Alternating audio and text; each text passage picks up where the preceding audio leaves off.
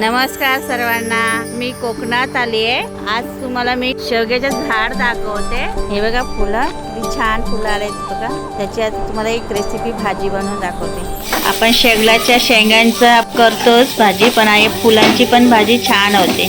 आजची रेसिपी आहे शेवग्याच्या फुलांची भाजी। त्यासाठी मी शेवग्याची फुलं घेतलीत, ही 2 कांदे कापून घेतलेत आणि खोबरं, ओलं खोबरं लागणार आहे आणि आपला मसाला लागणार आहे 2 चमचे मसाला।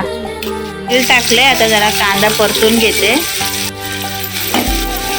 थोडा लालसर करून घेते।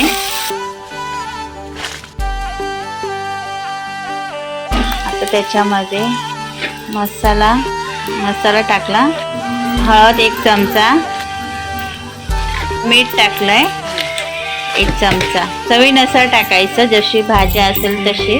आणि आपली ही भाजी फोडणीला घालायची। त्याला कापायची वगैरे काय नाही, अशी डायरेक्ट धुवून स्वच्छ।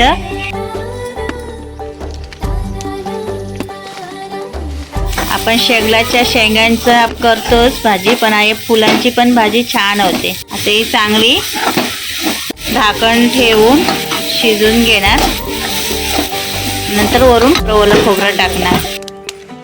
थोडंसं पाणी 1-2 चमचा, झाकण मारून शिजवून घेते।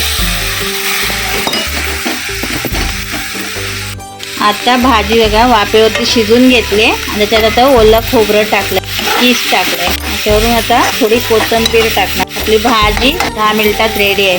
अंड्याची भुर्जी बनवतात ना, त्याप्रमाणेच होते ही भाजी, चवीला खूप छान लागते। त्याच्यावरून मी कोथिंबीर पण टाकली।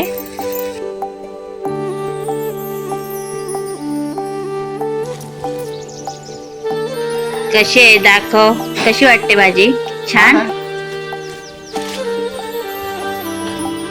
कशी वाटली तुम्हाला आजची रेसिपी शेवग्याच्या फुलांची भाजी? तुम्ही पण अशाच प्रकारे करा आणि आवडल्यास लाईक करा, शेअर करा आणि कमेंट करा। भेटूया पुढच्या भागात।